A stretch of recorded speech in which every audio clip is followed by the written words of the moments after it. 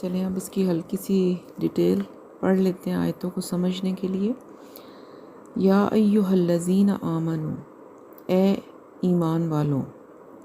یا اے اہل ایمان، لا تحل لکم ان ترثوا النساء کرہا، تمہارے لیے جائز نہیں کہ تم عورتوں کو زبردستی وراثت میں لے لو۔ یہ اصل میں جو عرب کا معاشرہ تھا جاہلیت کا، اس میں یہ ایک بڑی ہی غلط قسم کی رسم تھی کہ جس میں عورتوں پہ بہت شدید ظلم ہوتا تھا، اور ہوتا اس طرح سے تھا کہ ایک شخص جب فوت ہو جاتا تھا اور اس کی 4 یا 5 بیویاں یا جتنی بھی ہوتی تھی، اس زمانے میں تو کوئی قید نہیں تھی، وہ کتنی بھی شادیاں کر لیتے تھے، تو وہ جو اس بندے کا جو بڑا بیٹا ہوتا تھا، وہ اس کی وراثت کے ساتھ ساتھ وہ بیویاں بھی اس کے بیٹے کی وراثت بن جایا کرتی تھیں۔ تو اب جو اس کی ایک اصل حقیقی ماں ہوتی تھی وہ تو اس کی ماں ہوتی تھی، لیکن باقی جتنی بھی اس کی سوتیلی مائیں ہوتی تھیں وہ اس کی وراثت میں آ جاتی تھی، یا پھر ایک طرح سے وہ اس کے قبضے میں آ جاتی تھی، اور وہ اپنی سوتیلی ماؤں سے بعض اوقات شادیاں بھی کر لیا کرتے تھے، اور بعض دفعہ ان کو ویسے ہی گھروں میں قید رکھتے تھے، اور یا پھر ان کی کہیں اور زبردستی شادیاں کر دیتے تھے، اور وہ شادیاں کر کے جو ان کو حق مہر ملتا تھا اس کے خود مالک بن جایا کرتے تھے۔ یعنی اس قسم کے جو حالات تھے وہ وہاں پر تھے۔ تو یہاں پر اب اہل ایمان سے بتایا جا رہا ہے ان کو کہ اب تمہارے لیے یہ جائز نہیں ہے کہ تم عورتوں کی زبردستی وارث بن جاؤ۔ جس عورت کا شوہر فوت ہو گیا تو وہ عورت جو ہے وہ عدت گزار کر پھر آزاد ہے، جہاں چاہے وہ جائے، جہاں چاہے وہ نکاح کر لے۔ تو یہ ایک حکم جو اس جاہلیت کے زمانے میں ایک رسم چل رہی تھی اس کو توڑا جا رہا ہے، اور عورتوں کو ایک طرح کی آزادی دی جا رہی ہے کہ وہ کسی کی وراثت نہیں ہے جب کہ ان کے شوہر فوت ہو جائیں تو۔ وَلَا تَعْضُلُوهُنَّ لِتَذْهَبُوا بِبَعْضِ مَا آتَيْتُمُوهُنَّ، اور نہ یہ جائز ہے کہ تم انہیں روکے رکھو تاکہ تم ان سے واپس لے لو اس کا کچھ حصہ جو تم نے ان کو دیا ہے۔ یعنی نکاح کے وقت جو بھی تم نے ان کو تحفے تحائف یا مہر یا جو کچھ بھی دیا ہے وہ ان سے واپس نہیں لیا جا سکتا جب کہ وہ ہو جائیں ان کے شوہر، جیسے کہ وہ پیچھے جو بات چل رہی ہے اس کے حوالے سے بھی آپ اس بات کو لے سکتے ہیں، اور عام حوالے سے بھی کہ جب ایک چیز ان کو دے دی تو پھر ان سے اگر حالات ایسے ہو جاتے ہیں تو پھر ان سے وہ واپس نہیں لی جا سکتی۔ الا ان یاتین بفاحشۃ مبینۃ، ہاں اگر وہ صریح بدکاری کی مرتکب ہوں تو تب ان کو مطلب تنگ کرنے کا حق ہے، یعنی ان کو تھوڑی سزا دینے کا حق ہے، لیکن اگر وہ کوئی ایسا کام نہیں کرتی تو پھر ان کے ساتھ کسی قسم کی کوئی زیادتی نہیں کرنی۔ سمجھ آئی نا کہ اگر کسی سے کوئی حرام کام ہو جاتا ہے یا کوئی ایسا فحاشی کا کام ہوتا ہے تو پھر کوئی چھوٹی موٹی سزا ان کو دی جا سکتی ہے، اس کی اجازت ہے، لیکن اس کے بغیر کسی پر بھی زیادتی کرنا جائز نہیں ہے۔ خاص طور پر اگر نیت یہ ہو کہ میں ان سے اپنا مہر واپس لے لوں تو یہ تو بہت ہی بری بات ہے، بہت ہی غلط ایک قدم ہے۔ وَعَاشِرُوهُنَّ بِالْمَعْرُوفِ، اور پھر ایک عام حکم آ گیا کہ اپنی عورتوں کے ساتھ اچھے طریقے کے ساتھ نباہ کرو، ان کے ساتھ بھلے طریقے کے ساتھ، معروف طریقے کے ساتھ گزر اوقات کرو، خوش اسلوبی کے ساتھ۔ یہ ایک جنرل حکم ہے اپنی بیویوں کے ساتھ،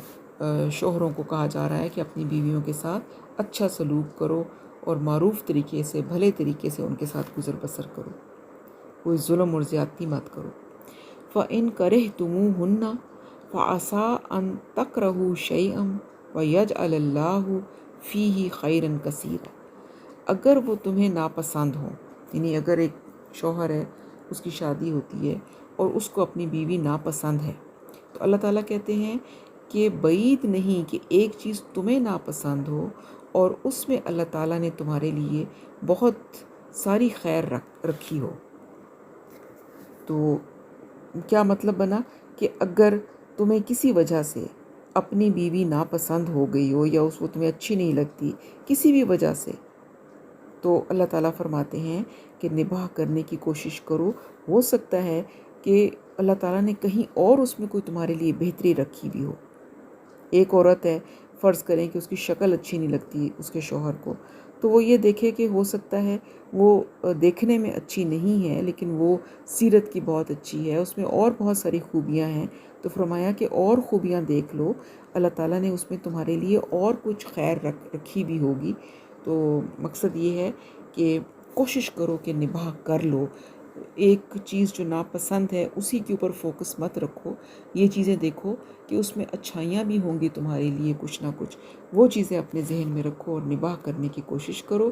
اور اگر پھر معاملہ ایسا ہو جائے کہ نباہ نہیں ہو سکتا، رہنا ساتھ ممکن نہیں ہے، تو پھر طلاق کا راستہ شریعت نے کھلا رکھا ہے. پھر اس کو چھوڑ کے تو پھر دوسری شادی کر لو یا جو بھی کرنا ہے. طلاق کا راستہ اس صورت میں ہے، لیکن پہلے یہی کہا گیا ہے کہ کوشش کرو کہ اس میں کوئی نہ کوئی اچھائی تمہارے لیے ضرور ہوگی، اچھے طریقے سے نباہ کرنے کی کوشش کرو. وَإِنْ أَرَدْتُمُ اسْتِبْدَالَ زَوْجٍ مَكَانَ زَوْجٍ، اور اگر تمہارا ارادہ ایک بیوی کی جگہ دوسری بیوی لانے کا ہو، یعنی اگر تم فیصلہ کر لو کہ ایک بیوی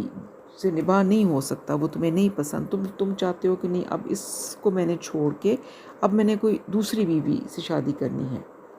تو پھر کیا حکم ہے؟ وَآتَيْتُمْ إِحْدَاهُنَّ قِنْطَارًا، اور ان میں سے کسی ایک کو تم نے ڈھیروں مال دیا ہو، فَلَا تَأْخُذُوا مِنْهُ شَيْئًا، تو اس میں سے کوئی بھی شے واپس نہ لو. جو تم نے اس کو مہر دے رکھا ہے یا تم نے اور جو اس کو تحفے تحائف اور چیزیں دے رکھی ہیں وہ تم اس سے واپس نہیں لے سکتے. أَتَأْخُذُونَهُ بُهْتَانًا وَإِثْمًا مُبِينًا، کیا تم اسے واپس لوگے بہتان لگا کر اور صریح گناہ کے مرتکب ہو کر؟ یعنی کہ یہ اللہ نے اس کو گناہ قرار دیا کہ تم یہ گناہ کرو گے کہ تم کوئی بھی بہتان لگا کر اور اس جو بھی اس کو تم نے دے رکھا ہے وہ اس سے واپس لے لو گے جو تم نے اس کو دیا ہے. تو یہ انتہائی ناپسندیدہ ایک عمل ہے. وَكَيْفَ تَأْخُذُونَهُ وَقَدْ أَفْضَىٰ بَعْضُكُمْ إِلَىٰ بَعْضٍ، اور تم اسے کیسے واپس لے سکتے ہو جبکہ تم ایک دوسرے کے ساتھ صحبت کر چکے ہو. یعنی یہ ایک سوال اللہ تعالیٰ نے پوچھا کہ یہ تم ایسا کیسے کر سکتے ہو جبکہ تم ایک دوسرے کے ساتھ اتنا قریبی تعلق تم قائم کر چکے ہو، تم نے اس بیوی کے ساتھ ایک ایسا ریلیشن بنایا ہے اتنا قریبی، اور یہ سب کچھ کرنے کے بعد کیا تم اس کو جو کچھ تم نے دیا ہے وہ اس سے واپس لے لو گے؟ یعنی اتنا کہ یہ گھٹیا کام اس کو کہا گیا کہ یہ اس طرح کرنے والا جو ہے وہ انتہائی گھٹیا انسان ہے. وَأَخَذْنَ مِنْكُمْ مِيثَاقًا غَلِيظًا، اور وہ تم سے مضبوط قول اور قرار لے چکی ہیں، یعنی وہ تم سے نکاح میں قول و قرار کر چکی ہیں. یہاں پر قول اور قرار جو ہے وہ نکاح کے وقت جو باتیں ہوئی ہیں اسی کا ذکر ہو رہا ہے کہ جب مرد اور عورت کا مرد جو ہے وہ عورت کے نان نفقے اور اس کی پوری ذمہ داری اس کے اوپر ہوتی ہے، یہ ساری باتیں نکاح میں طے ہوتی ہیں. تو یہ سب کچھ ایک قول و قرار کرنے کے بعد، ان سے پورا فائدہ اٹھانے کے بعد پھر اب تم ان کو جب چھوڑ رہے ہو تو کیا تم جو کچھ ان کو دیا ہے وہ تم واپس لے لو گے؟ یہ کوئی اچھی بات ہے؟ یہ چیز کے اوپر فوکس کیا گیا ہے ان آیات میں. وَلَا تَنْكِحُوا مَا نَكَحَ آبَاؤُكُم مِّن النِّسَاءِ، اور جن عورتوں سے تمہارا باپ نکاح کر چکے ہوں ان سے تم نکاح مت کرو. یہ بھی جو زمانہ جاہلیت میں ایک چیز چل رہی تھی کہ ستیلی ماؤں کو نکاح میں لے لیا کرتے تھے ان کے جو وارث بن جاتے تھے بڑے بیٹے. تو یہاں پر اس سے بھی منع کیا گیا کہ جن عورتوں سے تمہارے باپ نے نکاح کیا ہے ان سے تم نکاح نہیں کر سکتے باپ کے فوت ہونے کے بعد بھی، وہ تمہاری ایک طرح کی ستیلی مائیں ہی ہیں. الا ما قد سلف، سوائے اس کے کہ جو ہو چکا، یعنی کہ جو اس آیت کے آنے سے پہلے جو باتیں ہو چکی، جو نکاح ہو چکے وہ تو ہو چکے، لیکن اب اس کے بعد سے تم نے یہ نہیں کرنا. انہ کان فاحشۃ و مقتا، یقیناً یہ جو کام ہے یہ بڑی بے حیائی کی بات ہے اور اللہ تعالیٰ کے غضب کو بھڑکانے والی بات ہے، یہ اس طریقے سے نکاح۔ وساء سبیلا، اور بہت ہی برا راستہ ہے۔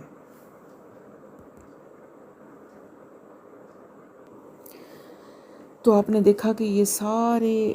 میں نے آپ کو بتایا تھا سورۃ نساء میں ڈھیروں احکامات آئیں گے،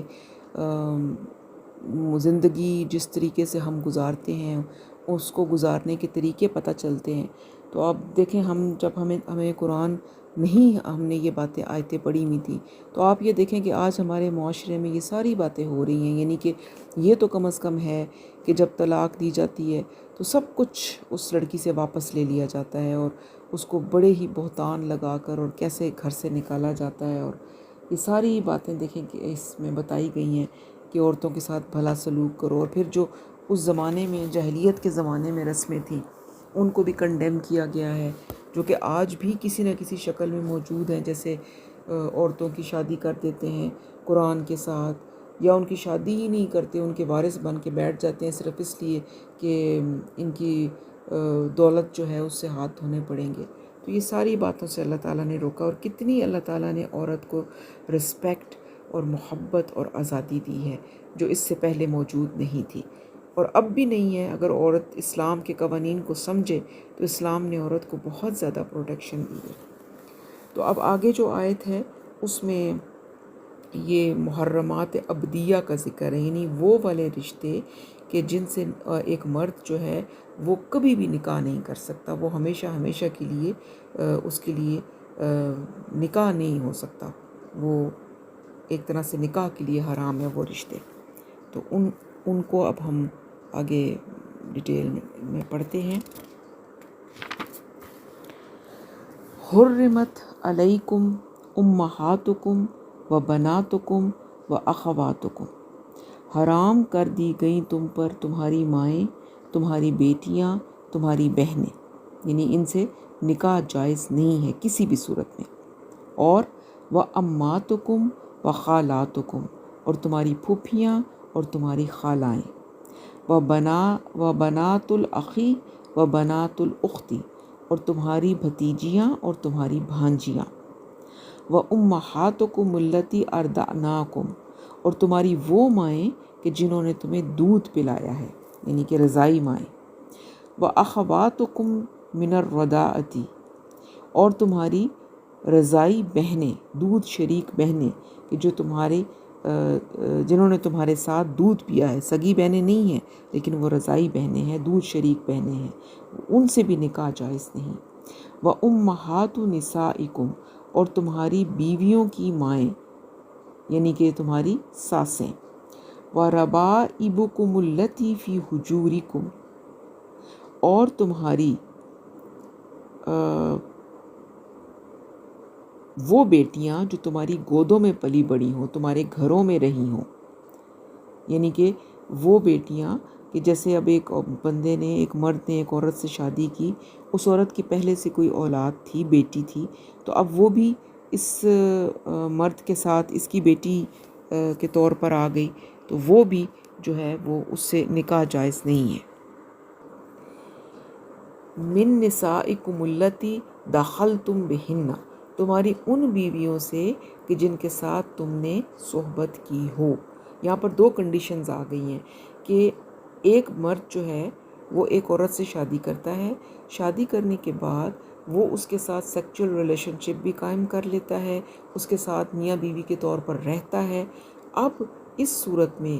جو اس عورت کی پہلی، یعنی اس کی اپنی بیٹی تھی جو کہ اس میں سے نہیں تھی، اس کے کسی پہلے شوہر میں سے تھی، اب وہ بیٹی اس کے لیے حرام ہے، وہ اس سے نکاح نہیں کر سکتا۔ فَإِن لَمْ تَكُونُوا دَخَلْتُمْ بِهِنَّ فَلَا جُنَاحَ عَلَيْكُمْ، اور اگر تم نے ان بیویوں سے صحبت نہ کی ہو تو تم پر کچھ گناہ نہیں، یعنی اگر شادی کی ہے لیکن ان بیویوں کے ساتھ سیکچول ریلیشن شپ نہیں بنا، یا شادی کرنے کے بعد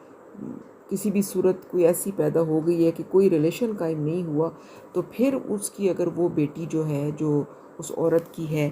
پھر اس سے شادی جائز ہے۔ یہ کنڈیشن یہاں پر آئی ہے، یعنی کہ یہاں پر جو ربیہ ہے بیوی وہ بیوی کی اس لڑکی کو کہا جاتا ہے جو اس کے پرانے شوہر یعنی سابق شوہر سے ہو۔ تو سمجھ آئی نا؟ یعنی کہ اگر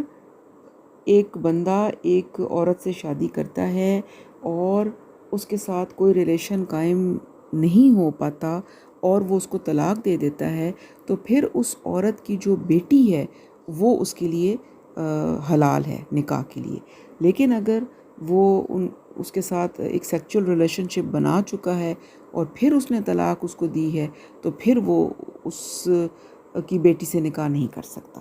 کہ جس کو قرآن نے یہاں پر عربی میں ربیہ کہا ہے، ٹھیک ہے نا؟ وَحَلَائِلُ أَبْنَائِكُمُ الَّذِي مِنْ أَصْلَابِكُمْ، اور تمہارے ان بیٹوں کی بیویاں جو تمہارے صلب سے ہوں، یعنی جن کو ہم بہویں کہتے ہیں،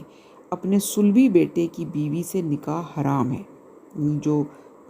اپنا بیٹا ہوتا ہے اس کی بیوی جو ہے، جو ہم بہو ہوتی ہے، اس سے نکاح جائز نہیں ہے۔ البتہ منہ بولے بیٹے کی جو متعلقہ بیوی ہے اس سے نکاح کیا جا سکتا ہے، یعنی جس کو طلاق وہ دے چکا ہو بیٹا۔ وَأَن تَجْمَعُوا بَيْنَ الْأُخْتَيْنِ، اور یعنی کہ یہ بھی حرام کر دیا گیا ہے کہ تم بیک وقت دو بہنوں کو نکاح میں جمع کرو، یعنی دو بہنوں سے اکٹھا نکاح، یعنی